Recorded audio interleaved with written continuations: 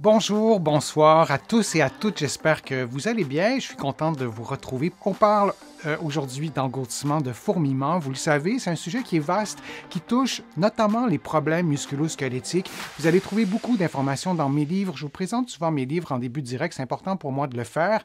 Et aussi pour remercier mon éditeur qui me permet d'utiliser les images, les illustrations qui sont dans mes livres. Donc, 99 façons de prévenir les effets du vieillissement. Il y a des liens aussi avec les processus de vieillissement et les engourdissements, et aussi dans mon livre 99 façons de soulager les douleurs au dos et au cou. Vous allez pouvoir trouver mes livres un peu partout en librairie au Canada, de l'autre côté de l'Atlantique, à la librairie du Québec à Paris. Vous allez aussi pouvoir trouver mes livres facilement. Alors, vous pourrez avoir des compléments d'informations durant à la lecture de ces livres-là. Je vous parle maintenant du syndrome du défilé thoracique, qui est un problème, le nom le dit, qui touche la cage thoracique, qui est un problème relativement fréquent aussi, beaucoup moins que le syndrome du tunnel carpien. C'est intéressant d'en parler et c'est intéressant aussi de vous le présenter parce que c'est un problème qui touche à la fois les nerfs et le système nerveux et le système vasculaire. Alors, ça met en perspective ces deux composantes complètement différentes qui peuvent provoquer, quand elles ne fonctionnent pas bien, qui peuvent provoquer des engourdissements. Alors, le syndrome du défilé thoracique, comme je le disais, c'est un syndrome qui peut comprimer les nerfs et les vaisseaux sanguins. Et cette compression-là survient dans l'espace qui est situé à l'avant de l'épaule, entre la clavicule et la première côte. Il y a un tout petit espace qui se situe là, à travers lequel il y a des muscles, il y a évidemment des vaisseaux sanguins et des nerfs. Alors vous voyez, je vais vous le placer en gros plan comme ça, vous voyez cette partie du corps. On a enlevé la peau sur l'illustration. Alors, ce qui est en rouge, ce sont des muscles. On voit ce qui est en bleu, et en rouge aussi, on voit qu'il y a des vaisseaux sanguins, notamment entre la clavicule qui est complètement en haut et la première côte qui est juste en dessous. Et il y a en jaune des nerfs. Alors, c'est un plexus qui est là, qui contient des nerfs, des vaisseaux sanguins, et aussi des muscles, et qui peut être problématique dans certains cas. Je vais vous le montrer maintenant de cette façon-là, sans la peau. Alors, c'est la même illustration, et vous voyez dans les petites bulles qu'il peut y avoir une atteinte au niveau des vaisseaux sanguins dans la bulle à droite en bas. Donc, on voit un vaisseau bleu et un vaisseau rouge.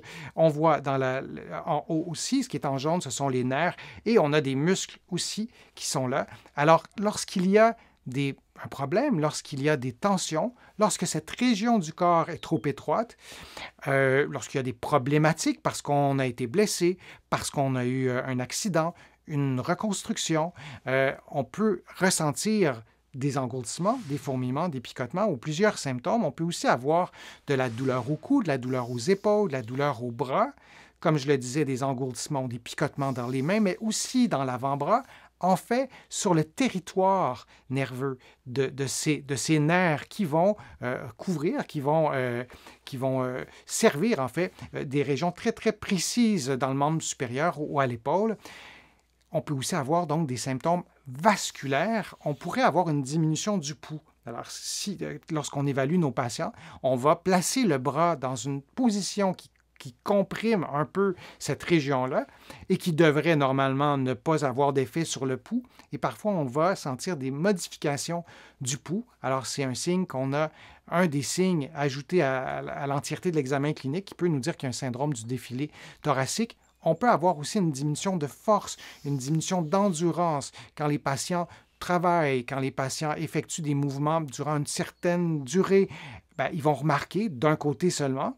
Parfois, c'est bilatéral, mais on a en général droitier ou gaucher, donc on va remarquer la faiblesse d'un côté et parfois, elle n'est que d'un seul côté. Diminution de force, diminution d'endurance et on peut avoir aussi des problèmes vasculaires qui ne sont pas très fréquents, mais on pourrait avoir de l'édème, par exemple, dans un contexte où le syndrome du défilé thoracique est quand même assez majeur.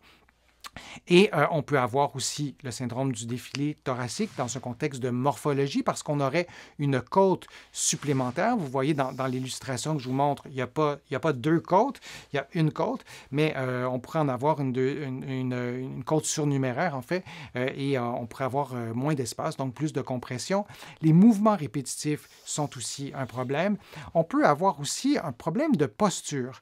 Dans les contextes de problèmes de posture, on ne peut pas dire qu'une mauvaise posture produit un syndrome du défilé thoracique automatiquement, mais ça peut participer à l'amplification des symptômes et parfois c'est une addition de petits éléments qui, mis ensemble, causent un plus gros problème. Alors, la posture, on peut penser à la posture assise, si je vous le montre en gros plan. Bon, ce sont des photos pour décrire une mauvaise posture. Alors, on voit dans la posture vis-à-vis le numéro 1 que la personne, mis à part le fait qu'elle a de l'air vraiment très heureuse, mais ses épaules sont enroulées. Alors, quand on a des épaules enroulées comme ça, on peut comprendre qu'il y a moins d'espace au niveau de l'épaule. Je vais prendre une gorgée d'eau à votre santé. Donc, dans la première photo, les épaules sont enroulées, donc il y a moins d'espace. C'est plus comprimé dans cette région-là. Mais la photo numéro 2, on voit aussi qu'il y a probablement moins d'espace. La tête est projetée vers l'avant. Nos muscles ne se contracteront pas de la même façon non plus. Donc, ce n'est pas ça qui va contribuer à relâcher cette région-là. Et dans la photo numéro 3, qui est comme un peu une posture parfaite dans un sens, mais l'idée, ce n'est pas de rester immobile comme ça, mais de tenter d'avoir un bon alignement entre la tête, les épaules et le bassin. Ça, c'est important. On a aussi une autre posture à surveiller, c'est la posture debout. Donc, quand vous êtes debout, c'est le même principe. Et là aussi, c'est une photo. On a demandé à la personne de reproduire une mauvaise posture. Mais regardez l'ensemble de la posture. Regardez la position des bras. Vous pourriez vérifier en ce moment même. Levez-vous debout sans essayer de modifier votre posture. Adoptez votre posture naturelle. Et vous allez pouvoir évaluer, peut-être regarder dans un miroir la position de vos bras. Parce que sur la photo 1, dans la posture qui est plus enroulée, on voit que la personne a un changement de position de bras. Ses mains sont beaucoup plus situées à la partie avant de ses cuisses. Donc, on voit qu'au niveau de l'épaule, il y a une rotation. Et là aussi, ça peut avoir un effet sur cette région des épaules. Et dans un contexte du syndrome du défilé thoracique, on ne souhaite pas reproduire des postures enroulées. On préfère avoir des postures avec un bon alignement articulaire, c'est-à-dire d'avoir la tête, les épaules et le bassin et les pieds bien alignés. Vous pourrez aussi, si vous le testez en ce moment, si vous testez votre posture, vous pourriez vérifier aussi l'angle de vos genoux. Si vous avez toujours une petite flexion des genoux avec une bascule du bassin, le tronc qui est un peu enroulé, ça peut être intéressant de faire des exercices pour améliorer votre posture. Vous allez en trouver plusieurs sur ma chaîne. Dans ce qui peut causer ou contribuer au syndrome du défilé thoracique, là aussi, l'obésité, c'est un sujet sensible, c'est un sujet délicat, mais s'il y a plus de tissu adipeux, on peut avoir c'est-à-dire l'obésité elle-même ne cause pas le syndrome du défilé thoracique, mais c'est un facteur de risque. Et parfois, on ne sait pas pourquoi les personnes ont les symptômes, ont un syndrome du défilé thoracique. Et bon, c'est comme ça. On va passer des tests, on va faire un examen clinique. C'est important, si vous vous reconnaissez dans les symptômes que j'ai décrits, de consulter votre médecin, de consulter un professionnel de la réadaptation pour comprendre ce qui se passe. Parfois, vous allez peut-être vous dire « Ah, moi, je trouve que ça ressemble à un syndrome du défilé thoracique », mais dans le fond, c'est peut-être autre chose. Alors, d'avoir une évaluation qui est faite par un professionnel de la santé, examen clinique, tests EMG, différents outils qu'on a à notre disposition pour comprendre ce qui se passe. Dans les traitements qu'on peut faire pour régler un problème du défilé thoracique, c'est d'abord, comme je l'ai dit, de consulter parce que ça peut être complexe. Si vous avez une côte surnuméraire et il y a d'autres problèmes de santé, on veut vraiment avoir une vue d'ensemble. Mais d'emblée, on peut se dire que d'avoir une meilleure posture, de se tenir un peu plus droit, ça peut contribuer. Si vous vous tenez un peu plus droit, comme la photo 2 que je vous montre, l'idée, c'est pas d'augmenter nos tensions parce qu'on essaie tellement d'adopter une position qui est contre nature, qu'on augmente les tensions. C'est pas ça. C'est d'avoir une position qui est relativement détendue, mais en adoptant un alignement articulaire qui génère le moins de tension possible. Alors, la posture en marchant, mais la posture aussi au travail, la posture à l'école, la posture quand vous êtes à l'ordinateur, devant la télévision. Une vraie rééducation posturale tient compte de votre posture dans l'ensemble de vos activités, et ça, c'est important. De maintenir une bonne souplesse des épaules. Il y a des exercices que vous pouvez faire pour préserver la souplesse des épaules, du cou aussi, parce que le défilé thoracique, la région, je vous l'ai montré, c'est lié à la cage thoracique, à la clavicule et donc au cou. Dans un contexte d'obésité, on peut envisager une perte de poids, cibler un poids santé. C'est plus facile à dire qu'à faire, mais c'est important de dire qu'il y a cette stratégie thérapeutique-là aussi.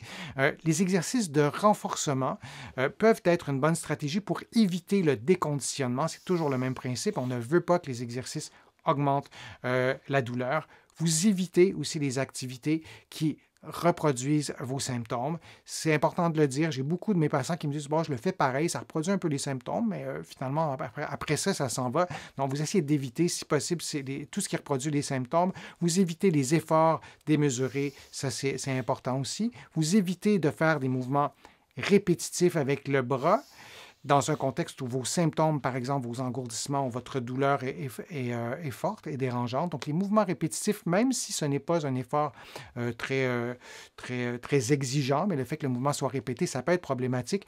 Vous évitez aussi de mettre un sac à dos ou des choses sur vos épaules qui sont lourdes. Ça pourrait contribuer peut-être à une compression aussi. Alors, pour ce qui est du syndrome du défilé thoracique, je vais vous préparer un programme d'exercices que vous pourrez faire pour maintenir la souplesse, pour maintenir la mobilité, la force musculaire, en vous souvenant que d'abord et avant tout, vous devez consulter pour bien comprendre ce qui se passe.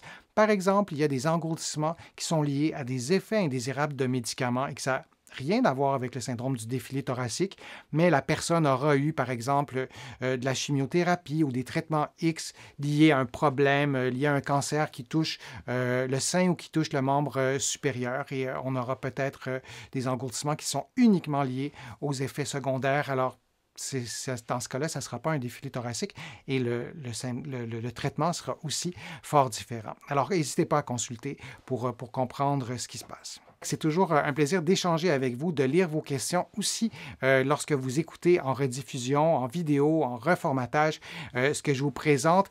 Je lis tous vos commentaires et j'en tiens compte aussi pour décider en fait des prochains sujets de vidéos et de direct. Donc, n'hésitez pas à me poser des questions. Vous pouvez visiter, vous le savez, mon site web, le www.denisfortier.ca. Vous allez avoir beaucoup d'informations. Vous allez aussi trouver mes livres un peu partout au Canada, en librairie, aussi de l'autre côté de l'Atlantique, en Europe. Vous allez pouvoir aussi commander mes livres aussi en Afrique du Nord, sur le site notamment de la Librairie du Québec à Paris. Vous pouvez contribuer à mes plateformes. Ça aussi, vous le savez, et vous êtes nombreux à le faire et je vous en remercie. Vous pouvez faire une contribution financière sur mon site web. Vous pouvez la faire aussi en cliquant sur le bouton « Merci » qui est en forme de cœur sur YouTube. Et vous pouvez aussi contribuer et c'est important de le faire. Ça m'aide vraiment à pouvoir vous produire autant de contenu en cliquant sur les publicités et en encourageant les publicités en fait sur mon site web et sur YouTube. Merci d'avoir été là et on se retrouve pour un prochain direct. On se retrouve pour une prochaine vidéo et à bientôt.